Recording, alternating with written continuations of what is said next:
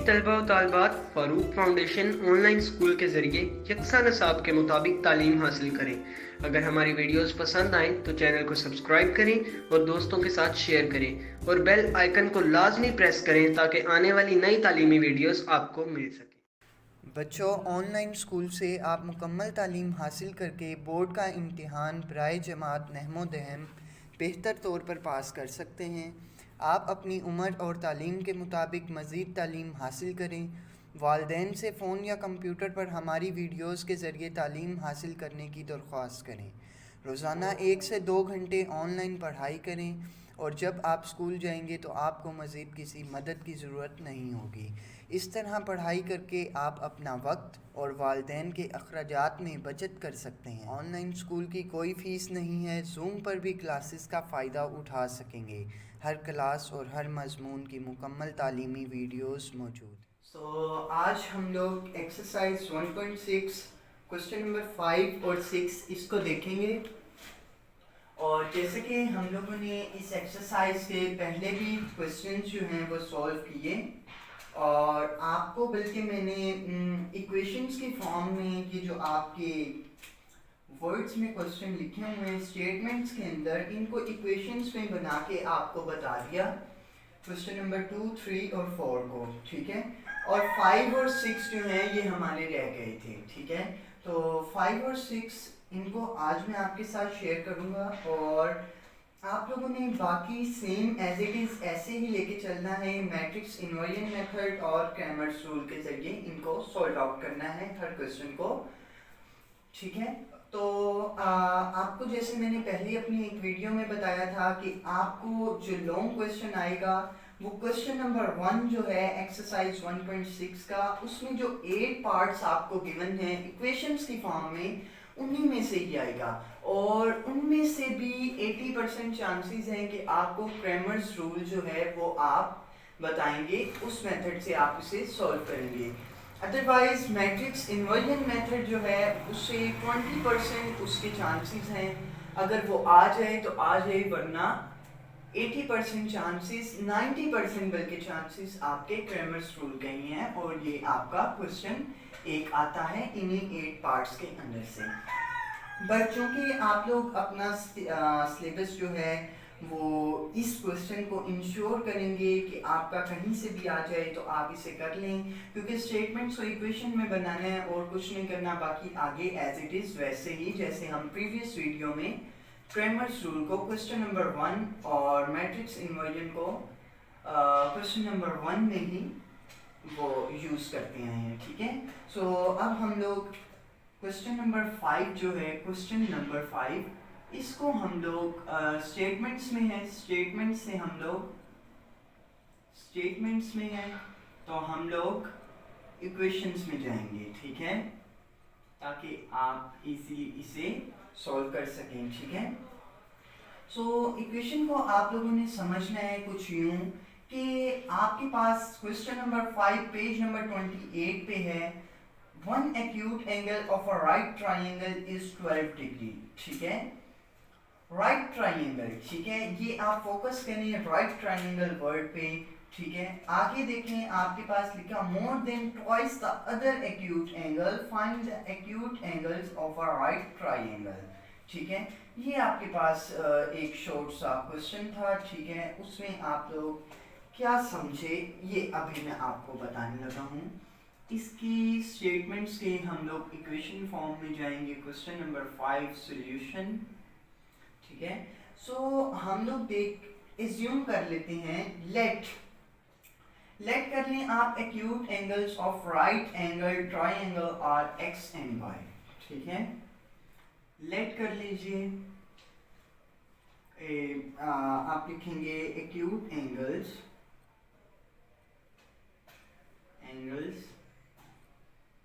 Of a right angled triangle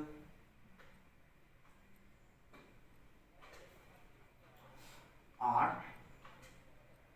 x and y। आपने suppose कर लिए कि जो रिक्वायर्ड हैं हमें एक्यूट एंगल्स वो कौन से हैं, x और y। ठीक है। और जैसे कि हम लोग जानते हैं, वी नो दैट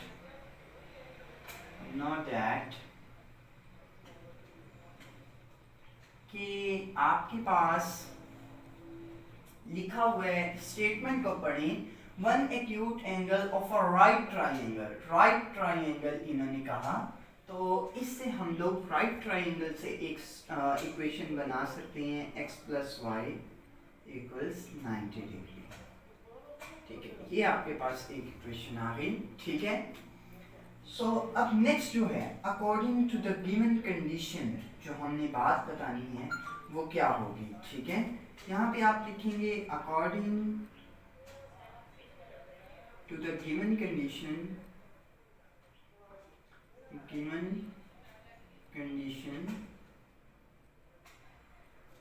अब हम लोग अपनी एक्चुअल बात करेंगे। एक तो आप लोग एग्जैक्ट ले आए इक्वेशन को, नेक्स्ट आप लोग किस तरीके से इक्वेशन को लेके आएंगे, यही हमने अब स्टडी करना है। ठीक है, तो आप देखें आपके पास जो इक्वेशन में है, one acute angle of a right triangle, हमने दो एक्यूट एंगल्स जो हैं वो लेट किए हैं, एज्यूम किए हैं, जो कि एक है x, आपके पास एक x है और जबकि एक y है। ठीक है, सो यहाँ भी आप देखें one acute angle of a right triangle, acute angle हम लोग एज्यूम कर लेते हैं, हमारे पास x है, वन एक्यूट एंगल हमने एज्यूम किया x।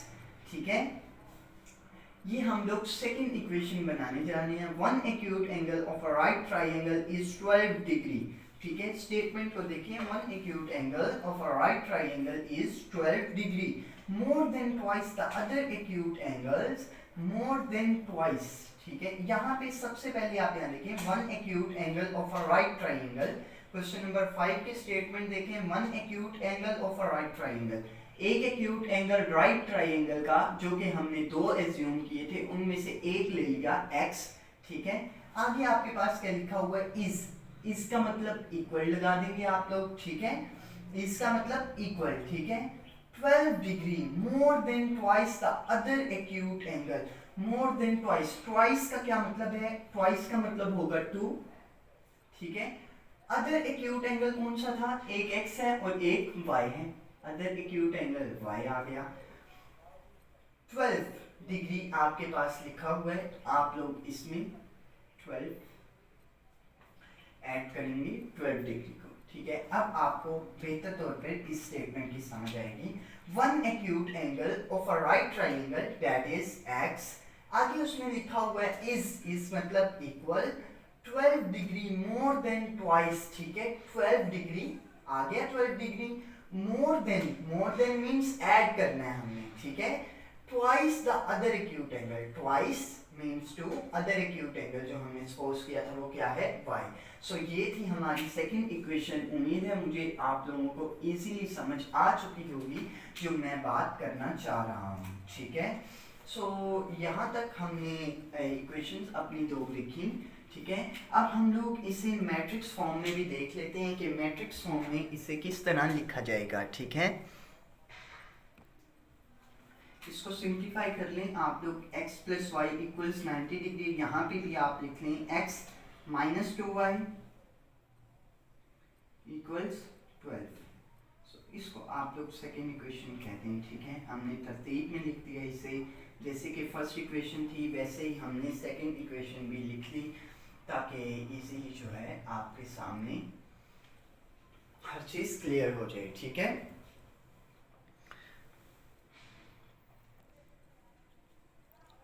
अब आप देखें इन मैट्रिक्स फॉर्म क्या होगा, हमने सिंप्लीफाई कर लिया इक्वेशन को 2 को, अब मैट्रिक्स फॉर्म में हमने लिखना है सेम एज इट इज़, जैसे हम पिछले क्वेश्चंस में करते आए हैं। ये a होगा, ये x और ये b। ठीक है, a x और b। ठीक है, अब वहाँ पे आप देखें कि आपके पास एक इक्वेशन है x plus Y equals 90 degree, एक है x minus 2y equals 12 degree. ठीक है, सो आप यहाँ पे देखिए हमारे पास आ जाएगा x के साथ 1, y के साथ 1, ये हमने लिख लिया। नेक्स्ट हमारे पास क्या आएगा 1 माइनस 2, ए इक्वेशन बन गई। हमने सब जो है x के साथ जो थे उनको लिख लिया और y के साथ जो वैल्यूज थी उनको लिख लिया, तो हमारे पास A मैट्रिक्स आ गया, जैसे कि हम पिछले क्वेश्चंस पे करते आए हैं। ठीक है, अब हमारे पास x क्या है, वेरिएबल्स कौन कौन से हैं, x है और एक y है। ठीक है, दोनों वेरिएबल्स में लिख लिए x और यहाँ y। अब b देखें, b हमारे पास क्या है, वहाँ पे इक्वल्स के उस तरफ 90 और यहाँ इक्वल के उस तरफ 12, तो यहाँ आ जाएगा 19 और ये 12। सो ये था a, x और b। ठीक है, अब हमारे पास क्योंकि ये आ चुका है मैट्रिक्स फॉर्म में, सो अब हम लोग क्या करेंगे कि इसे मज़ीद जो है वो सॉल्व करेंगे दो मेथड्स के ज़रिए।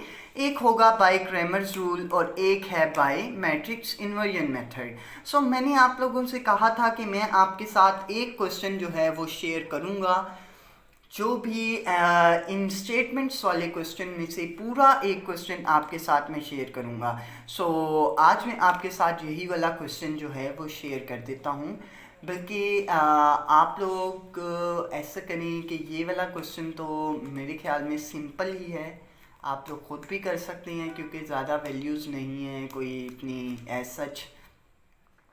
लेकिन मैं एक मिनट देख के बताता हूँ आपको कि मैं आपको कौन सा क्वेश्चन करवाऊँ। सो स्टूडेंट्स, क्वेश्चंस को मैंने देखा और मुझे एज सच कोई ऐसी बात नहीं लगी क्वेश्चंस में जो आपसे सॉल्व ना हो सके।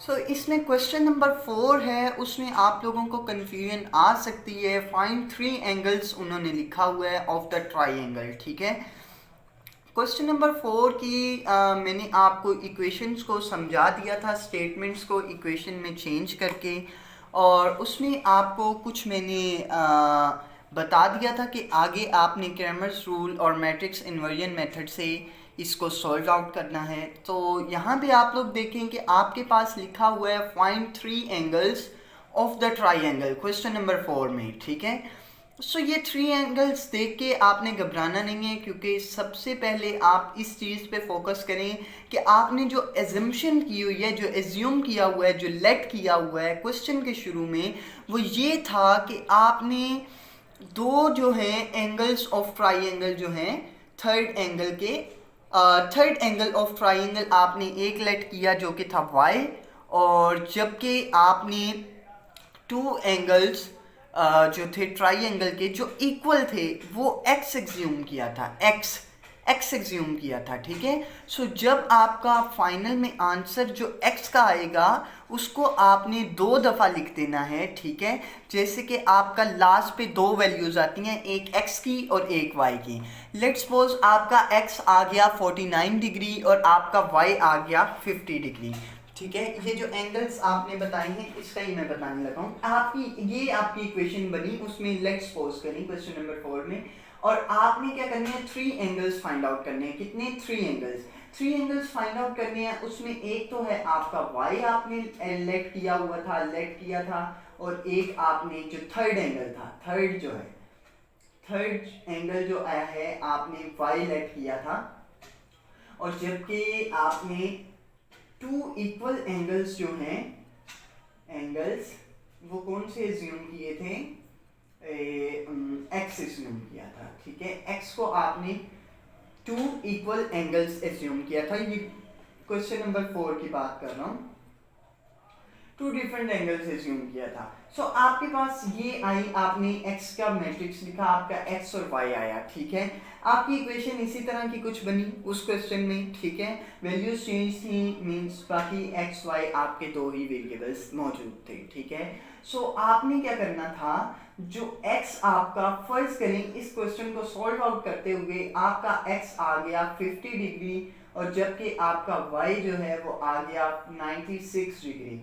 तो आप लोगों ने क्या करना है, 3 एंगल्स लिखने के लिए आप इस चीज को देखेंगे। थर्ड एंगल क्या था, y, तो y तो आपका आ जाएगा 96 डिग्री एज इट इज। ठीक है, जबकि x जो है वो आप देखें 2 इक्वल एंगल्स को आपने x एज्यूम किया था, तो आपने कहना है x is equal to 49 degree and x equals 49 degree, यानी 2 दफा आपने x की वैल्यू को लिख दिया ताकि आपके 3 एंगल्स जो हैं वो पूरे आ जाएं। ठीक है, सो आपने एंड पे लिख देना है एंगल्स आर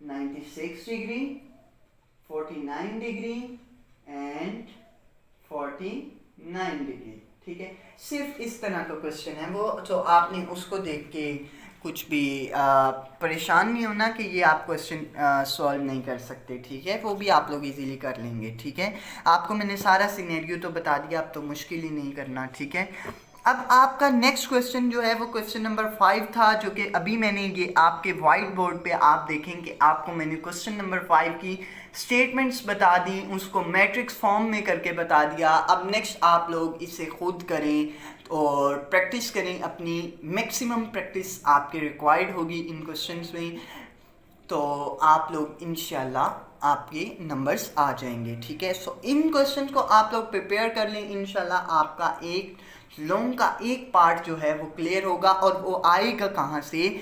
90% चांसेस हैं क्रैमर्स रूल के ज़रिए क्वेश्चन नंबर 1 में जो 8 पार्ट्स आपको गिवन है वहाँ से, या हो सकता है 10% चांसेस हैं इस चीज़ के कि आपको मैट्रिक्स इन्वर्जन मेथड के थ्रू इसे सॉल्व करने का कह दिया जाए। ठीक है, तो सिर्फ 10% चांसेस हैं। ठीक है, ये पेपर पॉइंट ऑफ व्यू से आप क्रैमर्स रूल को ज़्यादा प्रैक्टिस करें। ठीक है, बहुत इजी है वो, और अभी हम लोग उससे एक क्वेश्चन करते हैं। ठीक है, आप लोग इस क्वेश्चन को खुद अटेम्प्ट करेंगे। क्वेश्चन नंबर 6 जो है उसके वो आपके साथ में शेयर करता हूँ। ठीक है, तो क्वेश्चन नंबर 6 जो है उसको देख लेते हैं। ठीक है,